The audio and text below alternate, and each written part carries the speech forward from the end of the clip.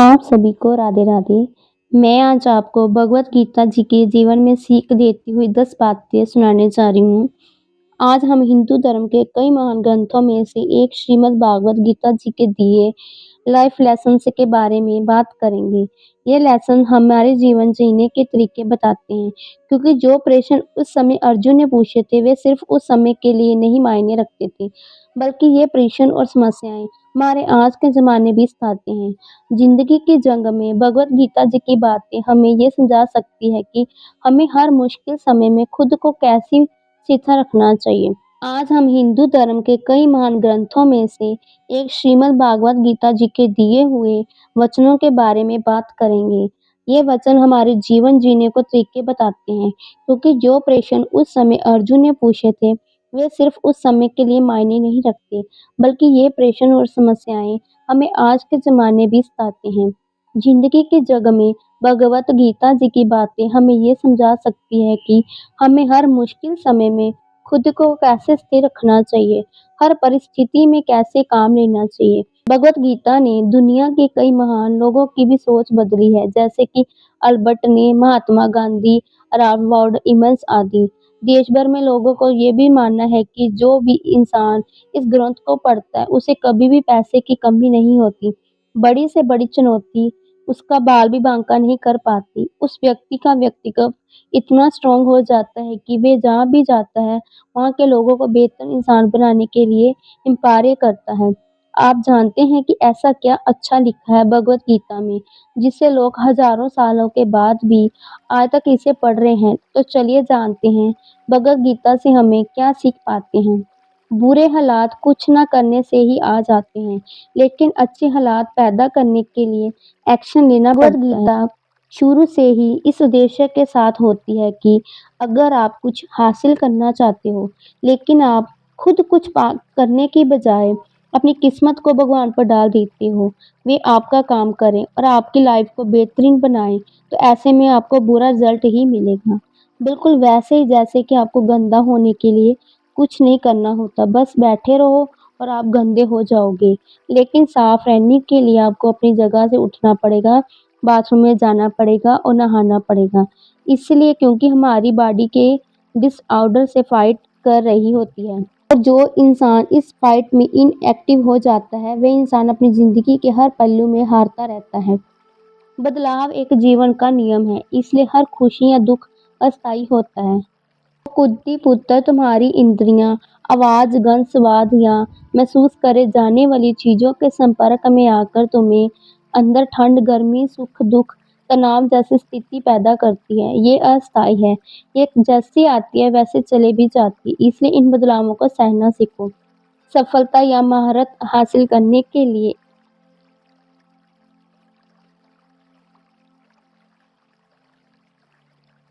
एक इंसान को परिस्थितियों के हिसाब से ढलना होगा, बेहतर समाधान ढूंढने होंगे, अपनी उपलब्धियों को पहचानना होगा। इसलिए बदलाव को स्वीकार करो, हर परिस्थिति में खुद को मजबूती से स्वीकार करना सीखो। अपना ध्यान अपने काम पर रखो, उससे मिलने वाले फल पर नहीं। यहाँ पर लक्ष्य बताने की बात की जा रही है।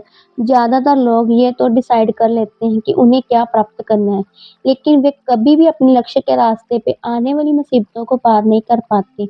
यहाँ तक कि महाभारत में भी द्रोणाचार्य अपने छात्रों को तीरंदाजी सिखा रहते होते हुए कहते हैं कि वे पेड़ पर रखी चिड़िया की आंख पर निशाना लगाना है। फिर वे अपने सभी शिष्यों से पूछते हैं कि उन्हें क्या दिख रहा है, तो किसी ने कहा कि उन्हें डाली पर बैठी चिड़िया दिख रही है, तो किसी ने बोला पूरा पेड़ और उस पर बैठी चिड़िया। लेकिन जब अर्जुन से पूछा गया कि उन्हें क्या दिख रहा है, तो उन्होंने जवाब दिया कि उन्हें सिर्फ और सिर्फ चिड़िया की आंख दिखाई दे रही है, ना ही वे डाली जिस पर वे बैठी है और ना ही वे चिड़िया का शरीर और ना ही वे पेड़, सिर्फ सिर्फ चिड़िया की आंख दिखाई दे रही है। जब अर्जुन तीर चलाते हैं तो वे सीधा चिड़िया की आंख पर ही लगता है। बिल्कुल ऐसे ही हमें भी अपने लक्ष्य के रास्ते में बहुत सी मुसीबतें, रुकावटें मिलेगी, हमारे ध्यान को बिना उपयोगी चीज़ों की तरफ मोड़ेगी।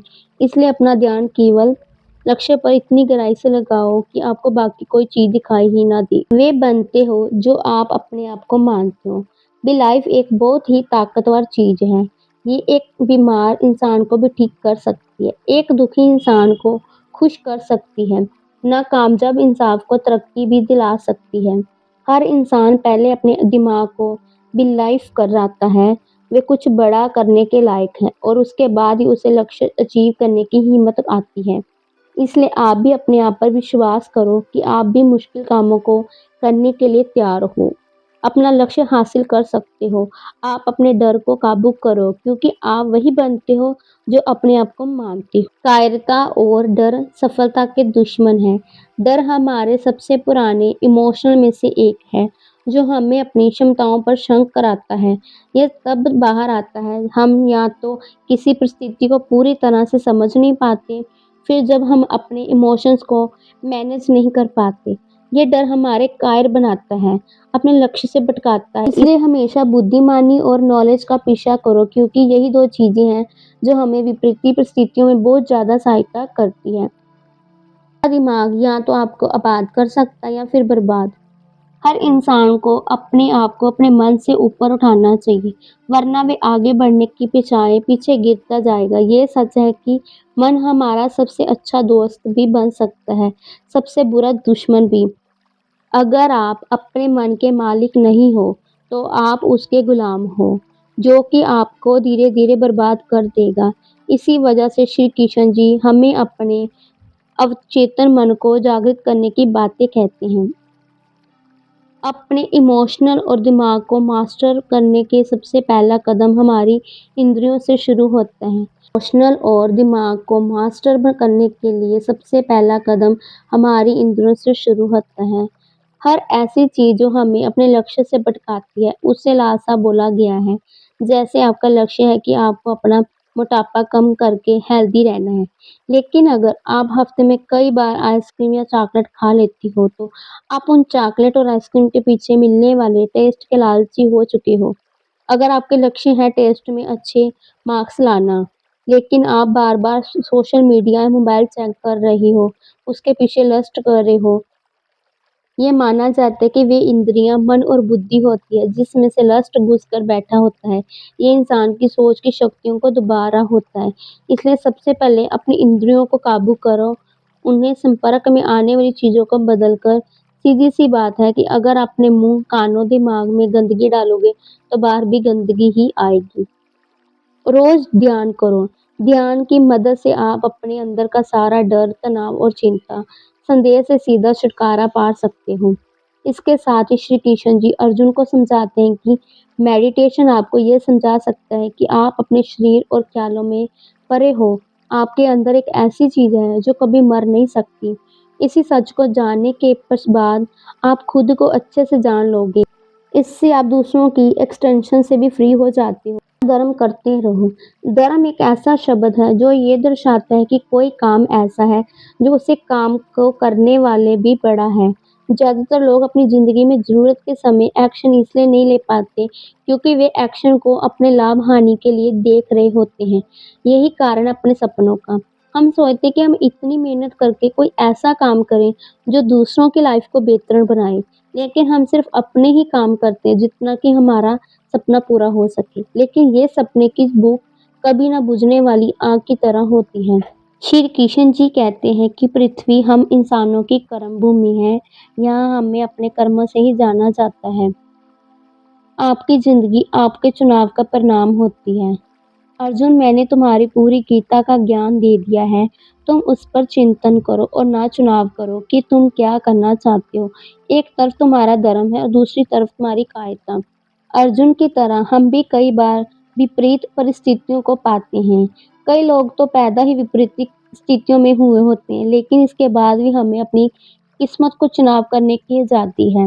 हमारे पास वे शक्ति हैं जो हमें विपरीत परिस्थितियों को बदलने की शक्ति देती है, क्योंकि हर इंसान अपने डिसीजन का ही परिणाम होता है। इसलिए आप भी डिसाइड कर सकते हो कि आप अपनी लाइफ की डायरेक्शन को भी कहाँ मोड़ना चाहते हो, सफलता की तरफ या आलस की तरफ।